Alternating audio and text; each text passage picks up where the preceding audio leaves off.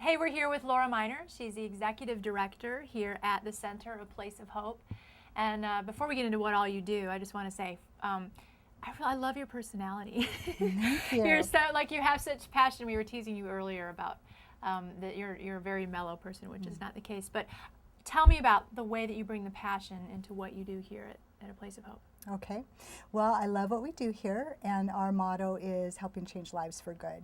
And so it's really important to be able to give that hope through example. So in other words, when I'm on the phone with someone that thinks they might want to come here, or maybe a parent who's just exhausted and they're at their wits' end, they're anxious, they're worried, and then when I can be myself and just communicate that there is hope and we believe in them, we know that there's a way out and that the whole person approach can help them or help their family member. Yeah.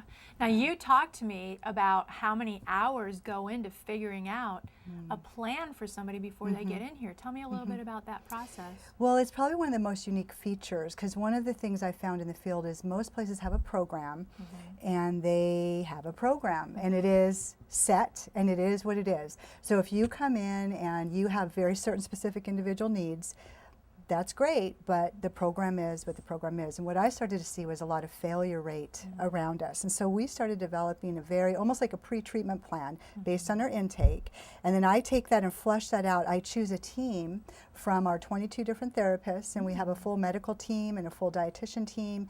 And then I choose who I think personality-wise they're going to gel with, who's going to connect, and if they need a little push, who might push, and then who might nurture. So they're getting a balancing act.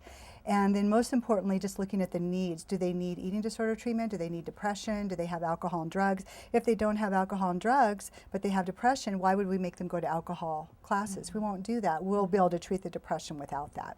And many times I get complaints about that, how, well, it was a drug and alcohol treatment center and they said they could help with depression, but I don't have alcohol problems. Right. What do So I do? yeah, so we take every minute of their time is totally focused on what they're going to need. So how I tailor that is I take about an hour and a half to do an initial skeletal.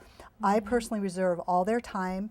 I'll book 1 to 2 individuals Monday through Friday, and then 1 individual on Saturday, and then a mix of 2 to 3 groups each day, Monday through Saturday. So it's a lot of structure. That's a lot on your plate. And how involved are you in the actual sort of operation of the team here? Do you oversee that whole team? All of it, every detail. Yeah. So Yeah. it's kind of a lot of work. Yeah. Well, we want to do it because it works. Yeah. If you work it. And so what we do is we work heavy on the front end to get it loaded right. And then as they come in, it becomes a fluid experience through that treatment plan. So I launch it as a clinician, and then the team gets to take it and run with it. And we have consults every day, and we provide, we set up some different in-house voicemail and different strategies so we communicate, so we're not wrestling with the chart all the time. Oh, that's interesting. We constantly chart everything that we're doing, but if I come in and see you at 9 o'clock and then you have a 10 o'clock, the person after is going to play that voicemail or that check-in, and they're going to know exactly what just happened in the session before. So we're not redundant. Because, you know, I know from the work that we do at Finding Balance, and we're working with different folks who have the issues, even though we're not the ones treating them, we hear the stories about,